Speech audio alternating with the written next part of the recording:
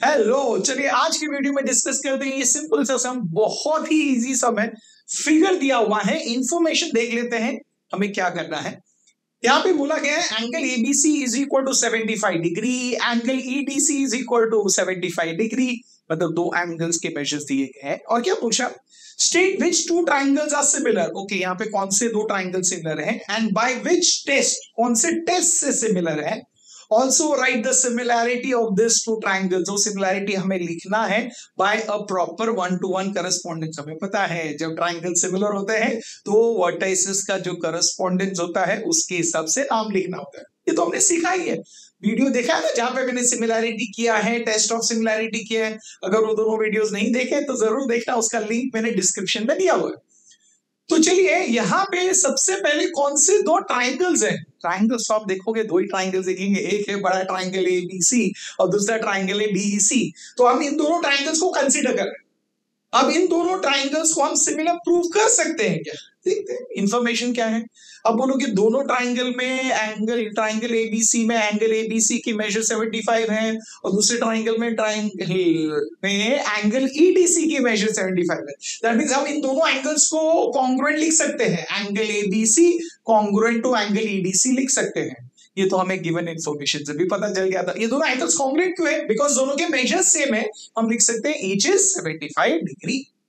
तो आपने कहा ओके, अब एंगल, एक पेयर ऑफ एंगल हमें इक्वल मिला है, साइड्स के बारे में तो कोई इंफॉर्मेशन है ही नहीं, मतलब और एक एंगल ही इक्वल मिलना चाहिए। और एक पेयर ऑफ एंगल अगर इक्वल मिला तो हम बोल सकते हैं हाँ ये ट्राइंगल सिमिलर है by a test of similarity. तो जाहिर सी बात है और एक पेयर ऑफ करस्पॉन्डिंग एंगल हमें ढूंढना होगा जो इक्वल है क्या, चेक कीजिए। अब देखिए ट्राइंगल एबीसी और ट्राइंगल डीईसी जो है दोनों में है, ये जो सी है एंगल सी, ये कॉमन एंगल है। ये सेम एंगल दोनों ट्राइंगल में आ रहे हैं, सेम वर्टेक्स नहीं सेम एंगल, याद रखना सेम कॉमन वर्टेक्स और कॉमन एंगल में फर्क है। सेम एंगल दोनों में आ रहे हैं ना, दैट मींस हम इस एंगल को, एंगल सी को कॉन्ग्रुएंट टू एंगल सी लिख सकते हैं, यहां लिख सकते हैं। इसका रीजन क्या है, कॉमन एंगल। ओके, तो अब देखिए दोनों ट्राइंगल्स में हमारे पास दो pairs of corresponding angles equal आ गए। दैट मींस हम इन दोनों ट्राइंगल्स को अब सिमिलर लिख सकते हैं। दैट मींस हम क्या लिखेंगे, triangle ABC is similar to triangle DEC की एडीसी की सीडी क्या है। Yes, very good. मतलब एक ट्राइंगल का नाम लिख लीजिए और दूसरे ट्राइंगल का नाम हमें करस्पॉन्डेंस देखना है, उसके हिसाब से लिखना है। तो अब बोलोगे हमने स्टार्ट में डीईसी लिखा है, वो तो हमने सिर्फ कंसीडर किया है। स्टार्ट में जब हम ट्राइंगल लिख रहे हैं तो हम वहां पे करस्पॉन्डेंस नहीं देख रहे। जब कॉन्ग्रुएंट एलिमेंट्स आ जाते हैं उसके बाद हम करस्पॉन्डेंस उसके हिसाब से डिफाइन करते हैं। ओके, तो चलिए अब देखते हैं यहाँ पे। अब ट्राइंगल एबीसी किससे, कौन से ट्राइंगल को सिमिलर है, करस्पॉन्डेंस देखना है। और ये भी चीज मैंने आपको ऑलरेडी जब भी टेस्ट ऑफ सिमिलैरिटी देख रहे थे, डिस्कस कर रहे थे हम, सिमिलैरिटी का कॉन्सेप्ट डिस्कस तभी भी बताया, फिर से बता दो। जब एंगल्स इक्वल आते हैं ना तो करस्पॉन्डेंस ढूंढना और भी इजी हो जाता है। वेरी गुड, बिकॉज जो एंगल्स एक दूसरे को इक्वल है वो वर्टाइसेस एक दूसरे को करस्पॉन्ड होते हैं। दैट मींस अगर आप पहला देखोगे हमारे पास angle ABC congruent to angle EDC है, दैट मींस डी जो है वर्टेक्स बी वर्टेक्स डी को करस्पॉन्ड करता है। दैट मींस यहाँ पे जो बी है वो करस्पॉन्ड करेगा डी को, तो इधर हम बीच में डी लिख सकते हैं। वेरी गुड, लिख लीजिए, सुपर, ये आ गया। तो आप बोलोगे वाओ, इससे तो हम दूसरा भी और एक पेयर ऑफ एंगल दिया है, एंगल सी कॉन्ग्रुएंट है। तो यहाँ पे जो एंगल सी है वो सी को ही कॉन्ग्रुएंट है। दैट मींस वर्टेक्स सी का करस्पॉन्ड करता है। बट मींस यहाँ पे जो सी है उसके सामने यहाँ पे सी लिखिए, हो गया।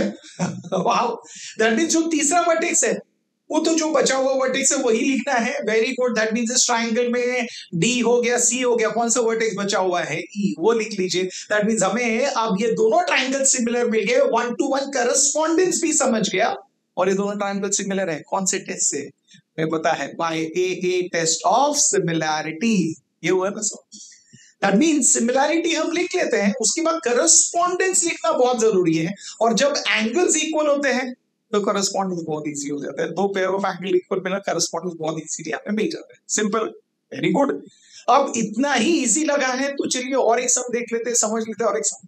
ओके, इस सब में क्या दिया है हमें, दो फिगर्स दिए हैं, कुछ इंफॉर्मेशन दिया है, और इंफॉर्मेशन अगर आप देखोगे तो सिर्फ साइड्स के बारे में ही इंफॉर्मेशन है, एंगल्स के बारे में कोई इंफॉर्मेशन नहीं। ठीक है, क्या बोला है, are the triangles in the figure similar, इस फिगर में जो ट्रायंगल्स है क्या वो सिमिलर है, ओके जानना है।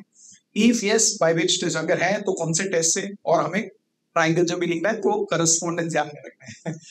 यहाँ पे एंगल्स इक्वल नहीं है, that means a test possible नहीं है, एस टेस्ट पॉसिबल नहीं है, बिकॉज कोई भी पेयर ऑफ एंगल इक्वल नहीं है, दैट मींस तीनों साइड्स ही है, साइड्स ही मतलब आप बोलोगे एस टेस्ट से जाना है, बट एस टेस्ट के लिए पहले हमें तीनों रेशियोज जो है करस्पॉन्डिंग साइड्स के वो ढूंढने होंगे।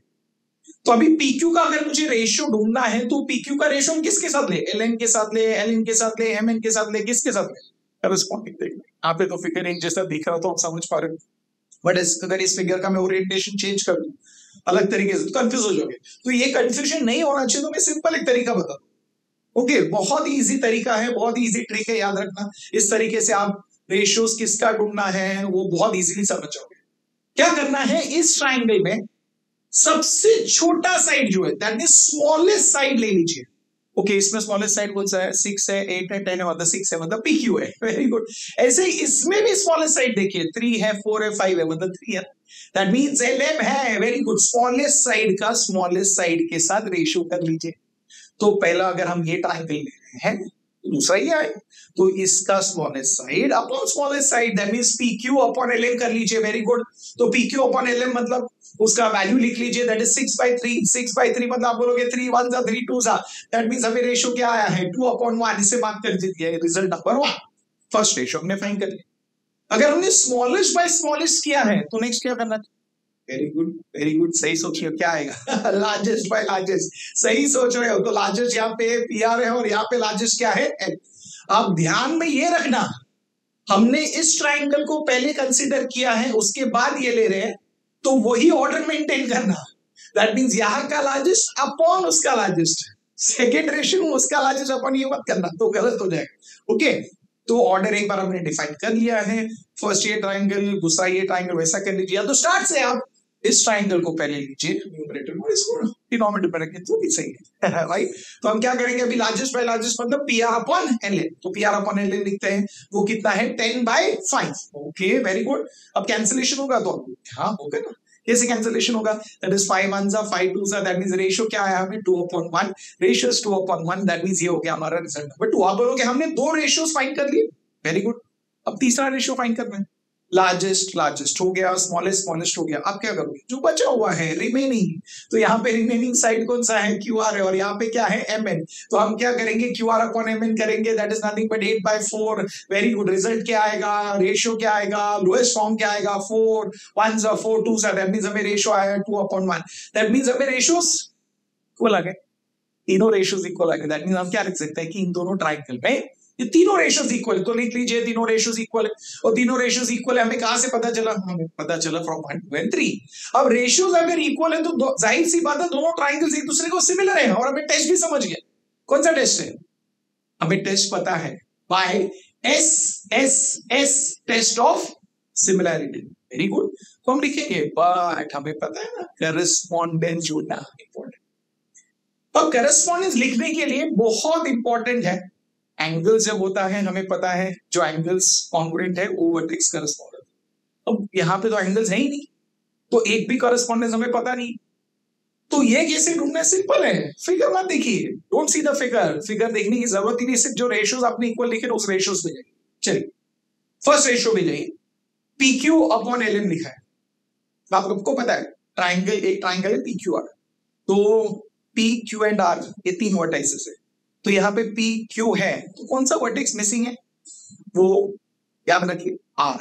ये तो मैं लिखा हूं समझाने के लिए, आपको लिखने की जरूरत नहीं, सिर्फ याद रखिए। LMN है ना दूसरे ट्राइंगल में, तो तीन वर्टेक्स है LMN, तो यहाँ पे क्या मिसिंग है, तो जो वर्टेक्स मिसिंग है, जो वर्टेक्स मिसिंग है वो लिख लीजिए, हमने लिख लिए, वही करस्पॉन्डेंस है।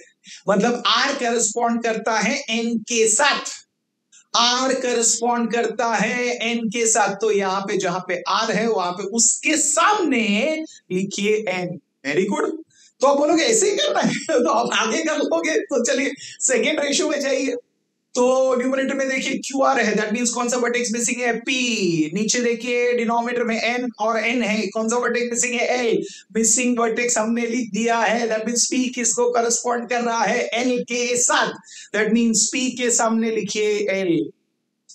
हो गया। अब अगर हमें दो मिल गया है वर्टाइसेस का करस्पॉन्डेंस, तीसरा तो जो बचा है वही लिख रहे हैं। अगर आइडेंटिफाई करना है, वेरीफाई भी करना है तो इससे कर ही सकते हो, मिल ही जाएगा, बट जरूरत नहीं है ना, है ना, बिकॉज दो मिल गया। तो तीसरा क्या है, एल है, एन है, तो क्या मिसिंग है, एम। तो एम लिख लीजिए, दैट मींस जाहिर सी बात है क्यू के साथ करस्पॉन्ड करता है। हम कहेंगे यहाँ पे दोनों ट्राइंगल्स एक दूसरे को सिमिलर, ये बहुत इंपॉर्टेंट है, बिकॉज जब ये ट्राइंगल्स हम सिमिलर लिखते हैं, इससे पता चलता है हाँ कौन सा एंगल को, पी एंगल ए को कॉन्ग्रुएंट है, एंगल क्यू एंगल एन को कॉन्ग्रुएंट है, एंगल आर एंगल एन को कॉन्ग्रुएंट है, ये पता चलता है। अब भूलना मत क्या लिख रहे हैं यहाँ पे, टेस्ट ऑफ सिमिलैरिटी। कौन सा टेस्ट है, that is by S test of similarity. अब समझ गया। तो चाहे ए टेस्ट से हो, चाहे एस टेस्ट से हो, या अगर एस से हो, किसी से भी हो, बट करस्पॉन्डेंट साइड्स के रेशियोज इक्वल होंगे और एंगल्स इक्वल होंगे, तो कैसे करना है आप समझ गए ना, ये ही जानना था और ये सबसे इंपॉर्टेंट था। तो आपको ये समझ ही आया होगा, तो लाइक कीजिए। और अब तक जो हमने सीखा है, टेस्ट ऑफ सिमिलैरिटी सीखा है, सिमिलैरिटी का कॉन्सेप्ट सीखा है, ये आपको समझ आ रहा है। और ये जो फ्लो है, जिस तरीके से हम सीख रहे हैं, ये आपको अगर अच्छा लग रहा है, इससे आपको फर्क पड़ रहा है, आपको लग रहा है कि सीखना बहुत ईजी हो रहा है, तो आपके फ्रेंड्स के साथ भी शेयर कीजिए, राइट। और चैनल को अगर सब्सक्राइब नहीं किया है तो अभी के अभी कर लीजिए। और मैं आपको मिलूंगा नेक्स्ट वीडियो में और एक सम के साथ, सिमिलैरिटी पे। Till then keep learning, keep smiling and keep sharing.